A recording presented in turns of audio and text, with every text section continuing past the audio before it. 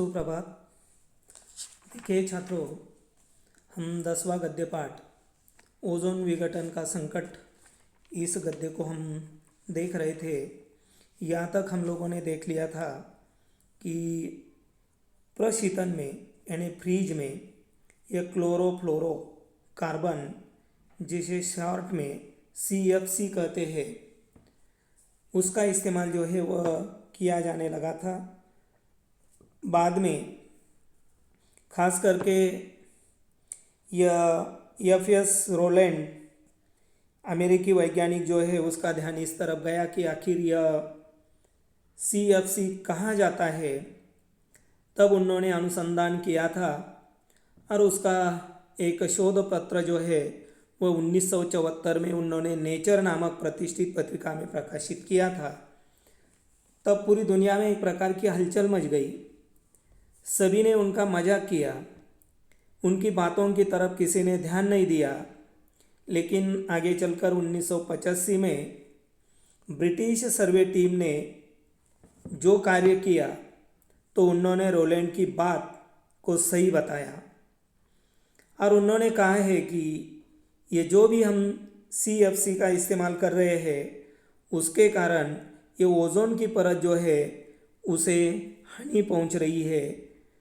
अगर यह ओजोन की परत यानी स्तर अगर छींच जाएगा, उसे अगर क्षति पहुंचेगी तो आगे चलकर यह सूर्य से निकलने वाली पराबैंगनी किरणें यानी अल्ट्रावायलेट किरणें वह सीधे जमीन पर आएगी और जिसके कारण त्वचा संबंधी कई व्याधियाँ, कई बीमारियाँ फैलेगी या त्वचा के कैंसर के रोगियों की संख्या लाखों में बढ़ेगी। इस प्रकार की बात उन्होंने भी बताई थी। यहाँ तक हम लोगों ने देख लिया था। अब आगे देखिए, यह CFC रसायन चूंकि हवा से हल्के होते हैं, अतः इस्तेमाल में आने के बाद मुक्त होकर यह सीधे वातावरण में ऊंचाई पर चले जाते हैं। वायुमंडल में ऊपर पहुंचने पर यह यौगिक पराबैंगनी किरणों के संपर्क में आते हैं, जहां इनका प्रकाश अपघटन फोटोलिसिस होता है। फोटोलिसिस से क्लोरीन मुक्त मूलक पैदा होते हैं। क्लोरीन के ये मुक्त मूलक ओजोन से अभिक्रिया करके उसे ऑक्सीजन में बदल देते हैं। इस तरह ओजोन का ह्रास होने से ओजोन की परत धीरे धीरे छिजती जा रही है। वस्तुतः आज ओजोन छतरी का अस्तित्व ही संकट में पड़ गया है। जिस CFC को हम निष्क्रिय समझते थे वह इतनी सक्रिय है कि उससे निकला एक क्लोरीन मुक्त मूलक ओजोन गैस के 1,00,000 अणुओं को तोड़कर ऑक्सीजन में बदल देता है। ऐसा श्रृंखला अभिक्रिया के कारण होता है। यहाँ गौरतलब है कि सन 1974 में पूरी दुनिया में CFC की खपत 9 लाख टन थी। पिछले कई वर्षों के शोध से मालूम हुआ कि दक्षिणी ध्रुव के ऊपर मौजूद छिद्र आकार में बढ़ता जा रहा है। ठीक है, यहाँ तक हम पहले देखेंगे।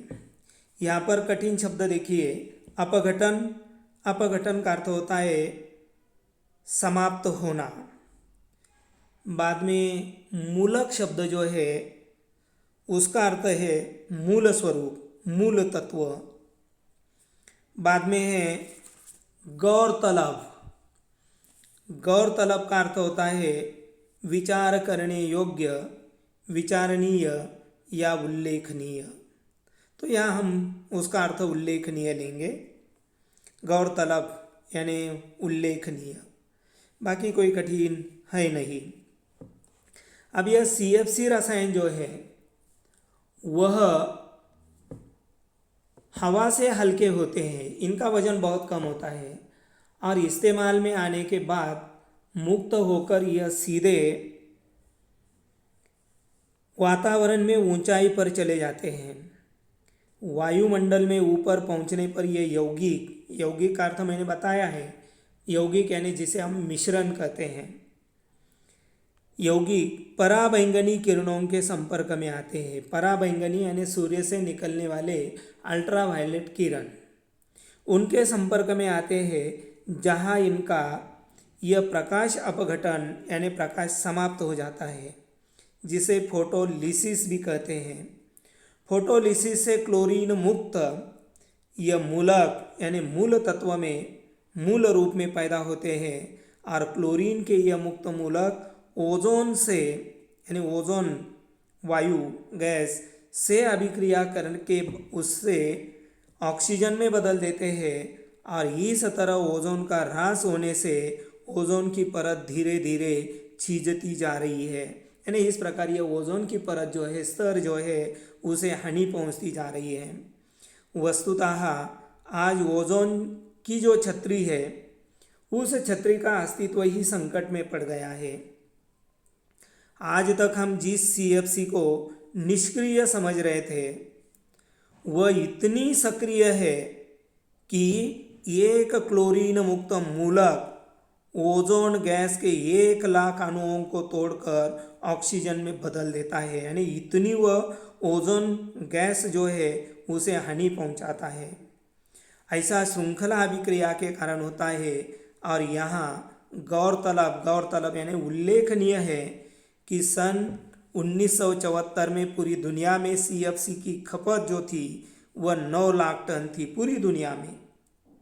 पिछले कई वर्षों के शोध से मालूम हुआ है कि दक्षिणी ध्रुव के ऊपर, आपको मालूम है कि यह जो ध्रुव है, दक्षिण ध्रुव और उत्तर ध्रुव, वहाँ पर टेम्परेचर बहुत ही यानी माइनस में होता है और वहाँ बर्फ होता है। तो वहाँ यानी ध्रुव के ऊपर मौजूद छिद्र, क्योंकि ओजोन परत जो है ध्रुवीय क्षेत्र में उसे छेद गया था, एक छिद्र वहाँ पर पड़ गया था और इस छिद्र का आकार जो है वह दिन ब दिन बढ़ता जा रहा है। हाल के वर्षों में उत्तरी ध्रुव के ऊपर भी ओजोन के विघटन और ओजोन आवरण में छिद्र पाए जाने की सूचना मिली है और यह बात बेहद चिंतनीय है। यानी यह जो ओजोन जो है, ओजोन लेयर जो है, उसके लिए छेद हो रहे हैं, छिद्र पड़ गए हैं और यह बात जो है निश्चित रूप से सबको यानी सोचने के लिए बाध्य करती है। चिंतनीय ऐसी ये बात है। अब आगे देखिए, ओजोन संकट पर विचार करने के लिए दुनिया के अनेक देशों की पहली बैठक 1985 में वियना में हुई। बाद में सितंबर 1987 में कनाडा के शहर मॉन्ट्रियल में बैठक हुई, जिसमें दुनिया के 48 देशों ने भाग लिया था। इस बैठक में जिस मसौदे को अंतिम रूप दिया उसे मॉन्ट्रियल प्रोटोकॉल कहते हैं। इसके तहत यह प्रावधान रखा गया कि इस सन 1995 तक सभी देश CFC की खपत में 50% की कटौती तथा 1997 तक 85% की कटौती करेंगे। मसौदे के कई बिंदुओं पर विकसित और विकासशील देशों के बीच मतभेद उभर कर सामने आए। मुद्दा था गैर CFC प्रौद्योगिकी तथा उसका हस्तांतरण।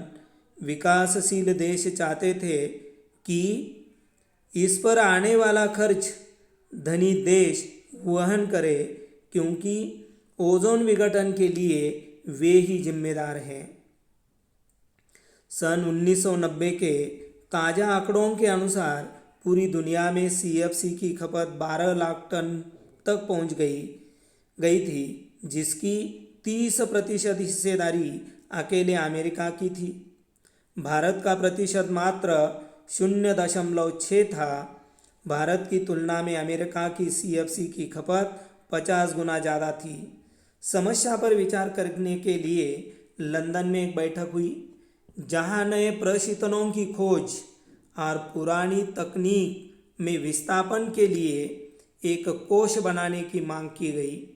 यह विकासशील देशों के दबाव के चलते विकसित देशों को कई रियायतें देनी पड़ी।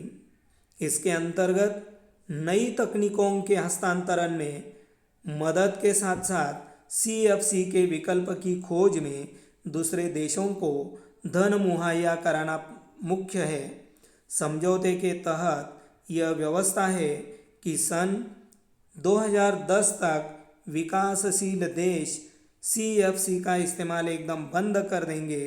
इस दौरान विकसित देश नए प्रशिक्षकों की खोज में विकासशील देशों की आर्थिक मदद करेंगे। अब यहाँ ये परिच्छेद जो है बड़ा है।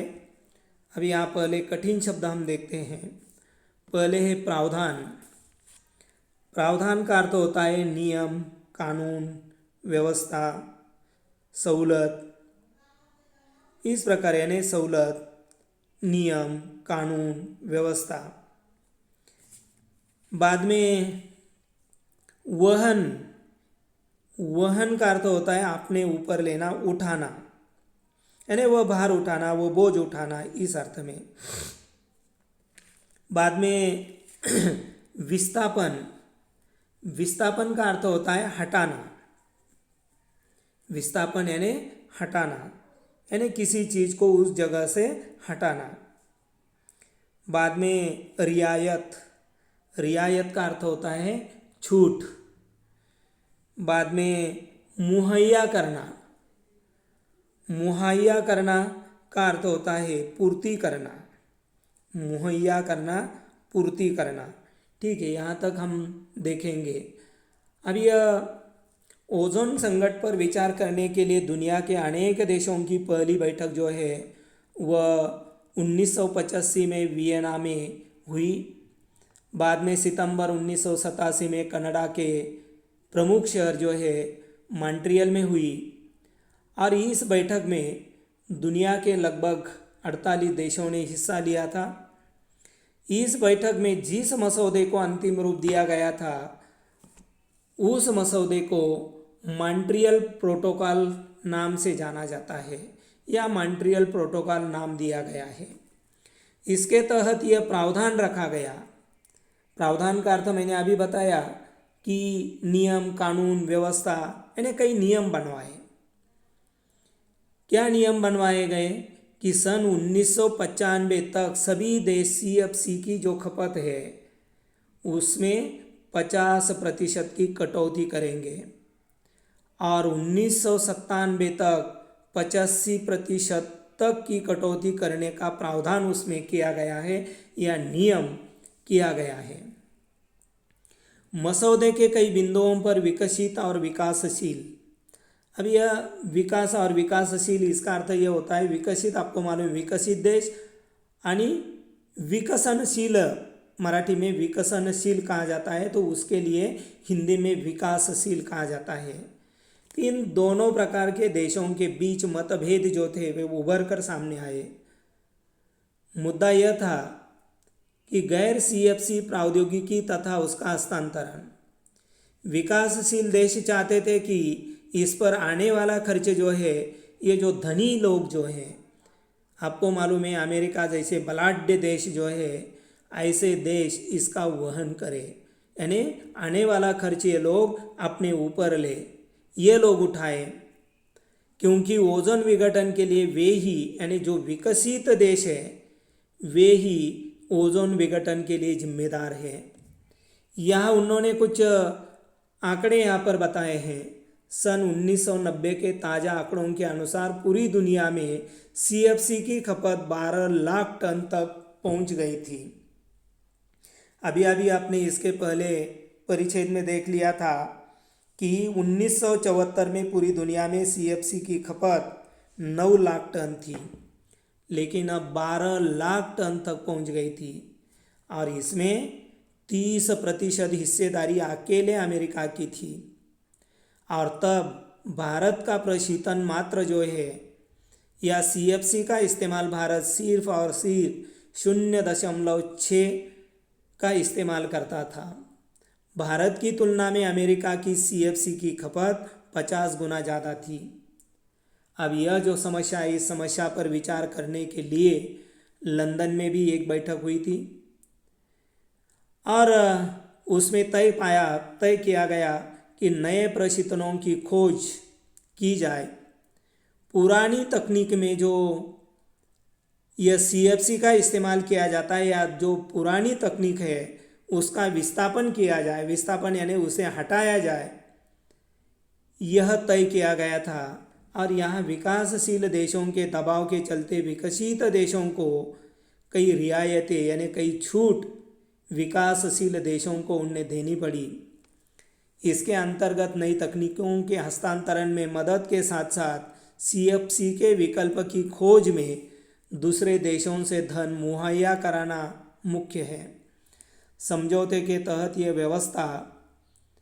व्यवस्था है कि सन 2010 यानी अब 10 साल पहले की बात है तक विकासशील देश CFC का इस्तेमाल एकदम बंद कर देंगे और इस दौरान विकसित देश नए प्रशिक्षकों की खोज में विकासशील देशों की आर्थिक मदद करेंगे।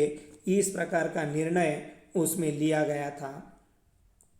फिर आगे देखिए, स्थिति की गंभीरता को देखते हुए दुनिया के सभी देशों ने इस बारे में विचार करके समुचित कदम उठाने शुरू कर दिए। ग्रीन हाउस के प्रभाव के कारण आज धरती का तापमान निरंतर बढ़ता जा रहा है। इसमें ओजोन विघटन की भी अहम भूमिका है।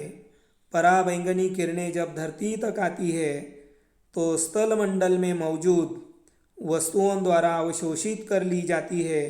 ये वस्तुएं पराबैंगनी के अवशोषण के बाद अवरक्त विकिरण उत्सर्जित करती हैं। अब यहाँ पहले कठिन शब्दों को हम समझ लेंगे। ग्रीन हाउस मेरे ख्याल से सबको मालूम है। ग्रीन हाउस यानी हरित गृह जिसे हम कहते हैं। स्थलमंडल यानी यह पृथ्वी जिस पर हम सब रहते हैं। बाद में अवरक्त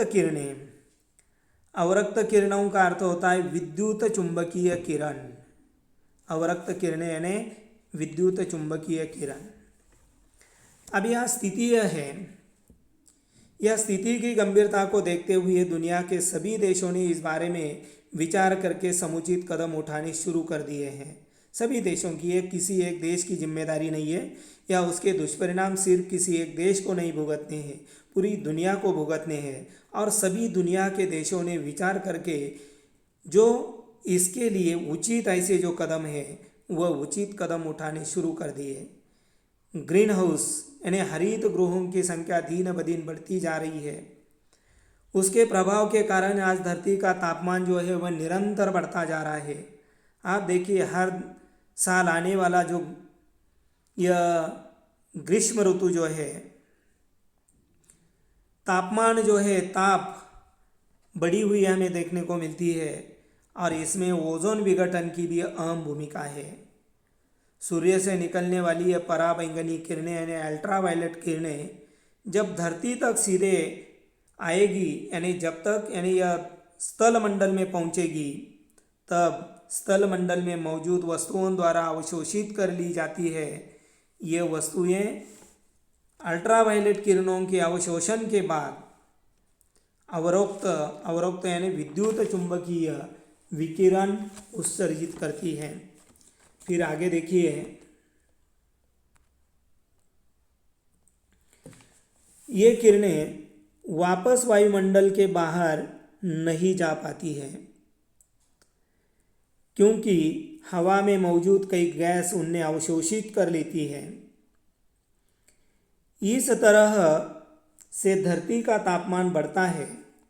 तापमान बढ़ने से ध्रुवों पर जमी हुई विशाल बर्फ राशि के पिघलने के समाचार भी आ रहे हैं। यदि ऐसा होता रहा तो समुद्र का जल स्तर बढ़ेगा और तमाम तटीय क्षेत्र पानी में डूब सकता है। ताप वृद्धि से जलवायु में जबरदस्त बदलाव आ सकता है। मानसून में परिवर्तन के साथ कई अतिवृष्टि तो कई अकाल जैसी स्थिति आ सकती है।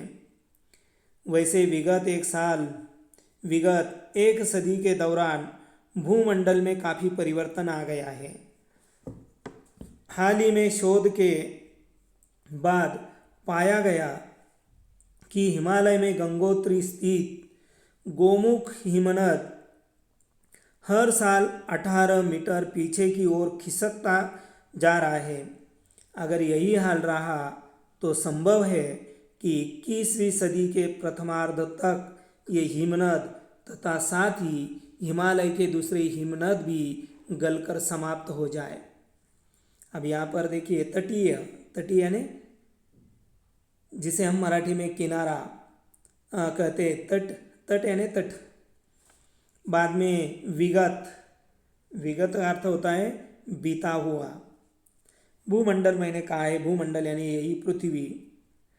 प्रथमार्ध, प्रथमार्ध यानी आधी का आधा अंश, ज्याला आपण मराठीमध्ये सुरुवातीचा अर्धा भाग।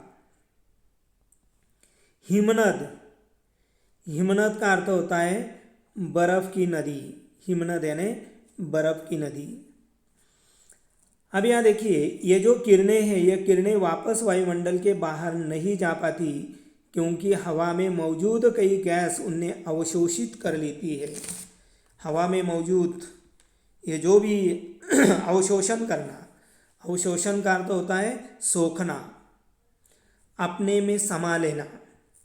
अवशोषण, अवशोषित यानी अवशोषण, अवशोषण यानी सोखना। तो इस प्रकार यह हवा में मौजूद कई गैस जो है वह उसे अवशोषित कर लेती है, अपने में समाविष्ट कर लेती है और इस तरह धरती का तापमान दिन ब दिन हर साल बढ़ता जा रहा है। तापमान बढ़ने से ध्रुवों पर जमी हुई विशाल बर्फ राशि के पिघलने के समाचार भी आ रहे हैं। अगर आप समाचार सुनते होंगे तो जैसे यह ग्रीष्म ऋतु शुरू हो जाता है तो ये समाचार आने लगते हैं कि जो ध्रुवीय जो बर्फ़ है वह पिघलना शुरू हो गया है। यदि ऐसा होता रहा तो यह समुद्र का जलस्तर जो है वह बढ़ेगा, क्योंकि यह बर्फ़ कोई साधारण बर्फ़ नहीं है। वह अगर पिघलेगा तो समुद्र का जलस्तर बढ़ेगा। आज समुद्र के किनारे पर, तट पर रहने यानी जितना भी क्षेत्र है वह सारा क्षेत्र पानी में आ जाएगा। तापमान वृद्धि के कारण जलवायु में ज़बरदस्त बदलाव आ जाएगा और मानसून में भी परिवर्तन हो जाएगा। मानसून में परिवर्तन होने के कारण इस प्रकार के खतरे हो सकते हैं कि कई अतिवृष्टि हो सकती है तो कई अकाल जैसी स्थिति भी हो सकती है। आज भी हम पाते हैं कि कई जगह बादल फटने के समाचार हम सुनते हैं। बादल फटने की वजह से पूरा गांव पानी में बह गया। बादल फटने के कारण इतनी फसल पानी में आ गई या पूरी तरह से पानी की चपेट में आकर वह पानी के साथ बह गई। कई ऐसे समाचार आपने सुना है। तो यह इसका कारण जो है, तो इसका कारण यही है कि मानसून में परिवर्तन आ गया है। ये मानसून में परिवर्तन क्यों आ गया है? क्योंकि आज हम भौतिक सुविधा पाने के लिए, भौतिक उन्नति के कारण दिन ब दिन प्रदूषण बढ़ता जा रहा है, तापमान वृद्धि बढ़ती जा रही है, ओजोन लेयर जो है उसमें कटौती होती जा रही है, उसे छेद यानी छिद्र पड़ रहे हैं और जिसके दुष्परिणाम इस प्रकार हम देख रहे हैं। वैसे विगत एक सदी, विगत यानी बीते हुए एक सदी के दौरान भूमंडल यानी पृथ्वी में काफ़ी परिवर्तन हम लोगों ने पा लिया है।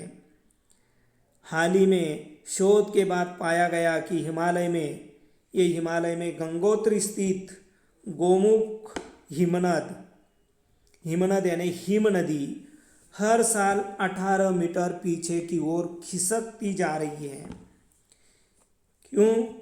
क्योंकि यह जो तापमान वृद्धि हुई है जिसके कारण बर्फ पिघल रहा है और उसमें 18 मीटर पीछे हट रही है, यानी उसमें उतनी हानि पहुंच रही है।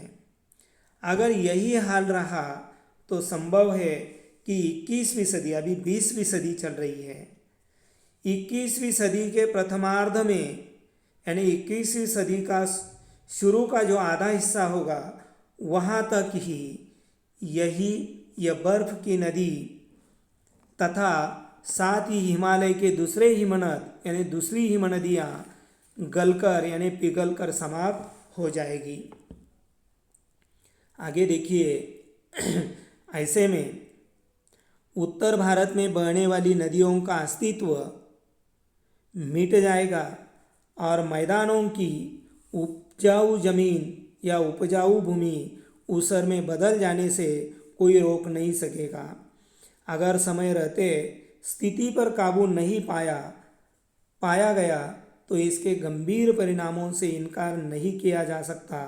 ओजोन विघटन के व्यापक दुष्प्रभावों के चलते इंसानी सभ्यता संकटापन्न है। अतः जरूरत है कि फौरन इससे निपटने के लिए समग्र कदम उठाए जाए, अन्यथा कल तक तो बहुत ही देर हो जाएगी।